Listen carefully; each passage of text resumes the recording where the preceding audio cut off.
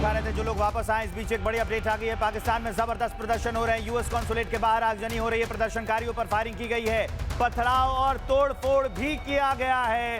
इस वक्त की बड़ी अपडेट पाकिस्तान से आ रही है जो हम आपको बता रहे हैं। पाकिस्तान में जबरदस्त प्रदर्शन चल रहे हैं। यूएस कॉन्सुलेट के बाहर आगजनी की जा रही है। ये मत सोचिए ये नई तस्वीरें हैं, ये नई आगजनी है, ये नया सुलगता हुआ पाकिस्तान है। लाहौर में यूएस कॉन्सुलेट पर आगजनी की गई है, आग लगा दी गई है, माचिस जला दिया गया। अब देखिए ये सुलगती हुई आग आपकी टीवी स्क्रीन पर हम आपको रिपब्लिक भारत पर दिखा रहे हैं। इस युद्ध में पाकिस्तान भी जल रहा है, लाहौर जल रहा है, कल हमने आपको दिखाया गिलगित बाल्टिस्तान जल रहा है, कराची जल रहा है, और अभी तस्वीरें आ रही हैं लाहौर में यूएस कॉन्सुलेट के बाहर जो आगजनी की गई है वहां पत्थरबाजी भी हुई है। हालात बेहद खराब हैं। तो ये पड़ोसी के हालात हम आपको बता रहे हैं। एक और हमने अभी आपको तस्वीरें दिखाई जब भारत दूसरे देशों से अपने नागरिकों की सुरक्षित वापसी करा रहा है, उन देशों से जहां पर जंग मची। ईरान से 3000 लोग हमने लेकर आए हैं। मेजर समर पालतूर हमारे साथ बने हुए हैं और बग्गा सर भी हमारे साथ बने हुए हैं। पहले हम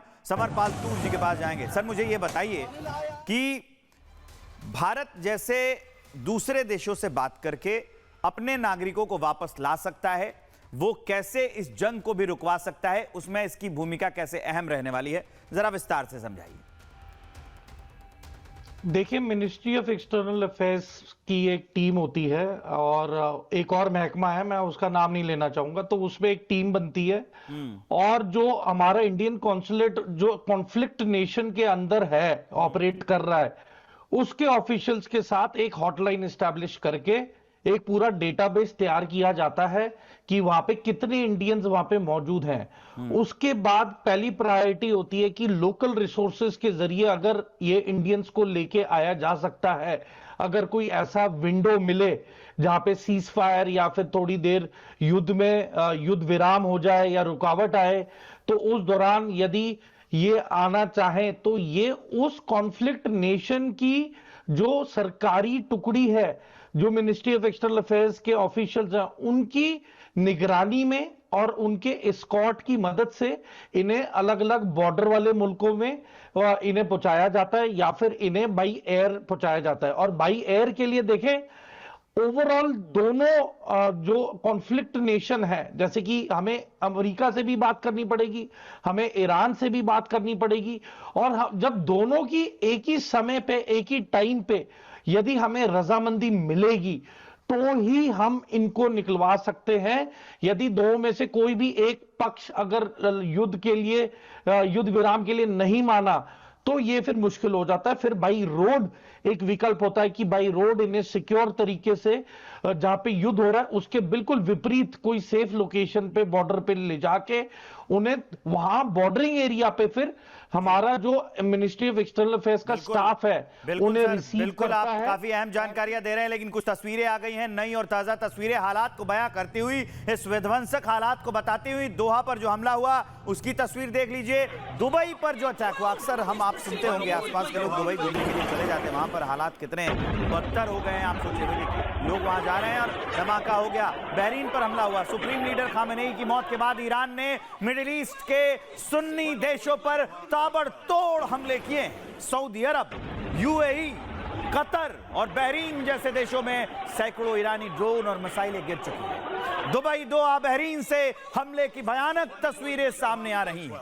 यहां तक कि रियाद और कुवैत में अमेरिकी दूतावास तक बंद हो चुके हैं। हालात ये हैं, अमेरिकी दूतावास बंद हैं, ईरान मार रहा है, ईरान पलटवार कर रहा है और उसी की बानगी, उसी के बदले की कहानी कहती है। दोनों तस्वीरें आपकी स्क्रीन पर हैं। ईरानी हमलों के बाद कुवैत और रियाद में अमेरिकी दूतावास बंद कर दिए गए हैं। उसी की तस्वीर हम आपको दिखा रहे हैं। रियाद में जो यूएस दूतावास बंद कर दिया गया है, कुवैत में जो यूएस दूतावास बंद कर दिया गया है। सोचिए अंकल सैम की यही इज्जत रह गई है। अंकल सैम बस इतने भर हैं, एक ईरान जैसे देश ने मार के इनका कॉन्सुलेट बंद करा दिया, और एक जगह नहीं, कुवैत में बंद कराया, रियाद में बंद कराया और कई नेवी बेसिस पर हमला कर दिया। ये हालात हैं तो ईरान ऐसे बदला ले रहा है अमेरिका से, ऐसे वो बता रहा है ट्रंप को कि हाँ मैं हूं, मुझे ऐसे नकारा नहीं जा सकता, अगर तुमने मुझ पे पहले हमला किया है तो मैं बदला लूंगा। हालांकि ये जंग कहां जाएगी, जंग कभी किसी के हित में नहीं होती है, लेकिन अभी जो जंग चल रही है उससे रूबरू कराना, उससे बताना, उसके बारे में आपको समझाना भी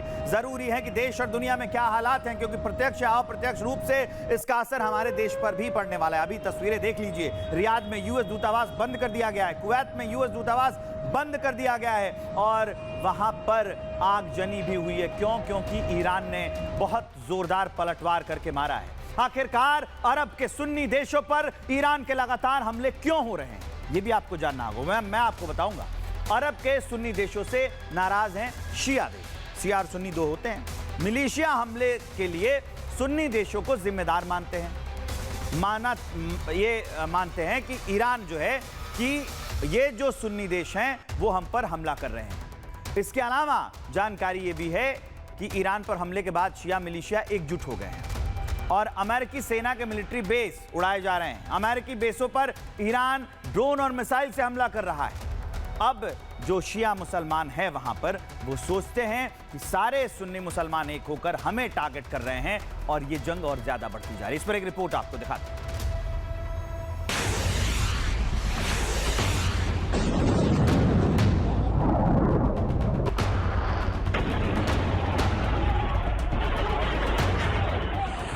मिडिल ईस्ट जंग की आग में जल रहा है और अब ईरान का पलटवार सीधे अमेरिका के दोस्तों पर टूट पड़ा है।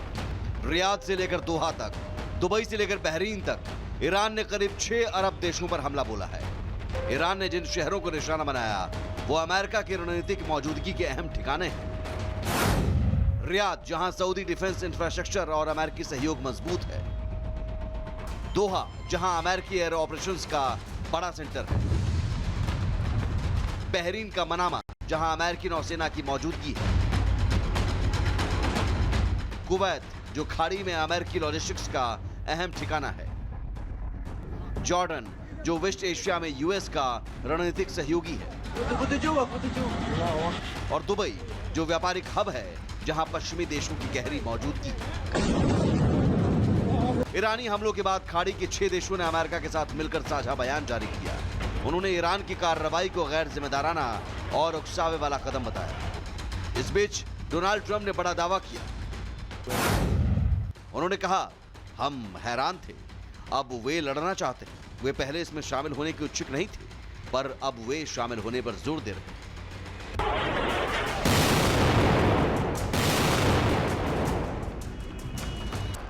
अगर खाड़ी देश इस युद्ध में शामिल होते हैं तो ये सिर्फ ईरान बनाम अमेरिका या इजराइल नहीं रहेगा, बल्कि ईरान बनाम अरब गठबंधन बन सकता है।